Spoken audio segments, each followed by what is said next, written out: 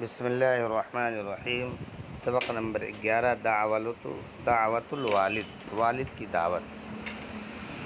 واراد ابراہیم ان یدعو والد ایضا، اور ابراہیم علیہ السلام نے ارادہ کیا کہ اپنے والد کو بھی بلائیں اللہ کی طرف۔ فقال له، چنانچہ ان سے کہنے لگے، یا ابت لم تعبد ما لا يسمع ولا يبصر، اے میرے ابو جان کیوں عبادت کرتے ہیں اس چیز کا جو نہ سن سکتا ہے اور نہ دیکھ سکتا ہے، وَلِمَ تَعْبُدُ مَا لَا يَنْفَعُ وَلَا يَضُرُّ، اور کیوں عبادت کرتے ہیں اس چیز کا جو نہ نفع دے سکتا ہے اور نہ نقصان۔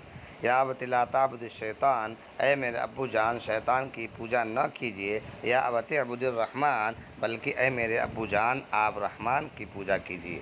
فغضب والد ابراہیم، اور ابراہیم علیہ السلام کے والد غصہ ہو گئے۔ وقال، اور کہنے لگے، انا اضربک، میں تجھ کو ماروں گا، فترکنی، چنانچہ مجھے چھوڑ دے، ولا تقل شیئا، اور مجھ سے کچھ نہ کہہ۔ فکان ابراہیم حلیما، اور ابراہیم علیہ السلام بردبار تھے۔ فقال لوالدہ، چنانچہ اپنے والد سے کہا، سلام علیک، تجھ پر سلامتی ہو۔ فقال لہ، اور ان سے کہنے لگے، انا اذهب من هنا، اب میں یہاں سے چلا جاؤں گا، وادعو ربی، اور اپنے رب کی طرف لوگوں کو بلاؤں گا۔ وتأسف ابراہیم جدا، اور ابراہیم علیہ السلام بہت زیادہ افسوس کرنے لگے۔ واراد ان یذهب الى بلد آخر، اور ارادہ کیا کہ چلے جائیں دوسرے شہر کی طرف۔ ویعبد ربہ، اور عبادت کریں اپنے پروردگار کی۔ ویدعو الناس الی اللہ، اور لوگوں کو اللہ کی جانب بلائیں۔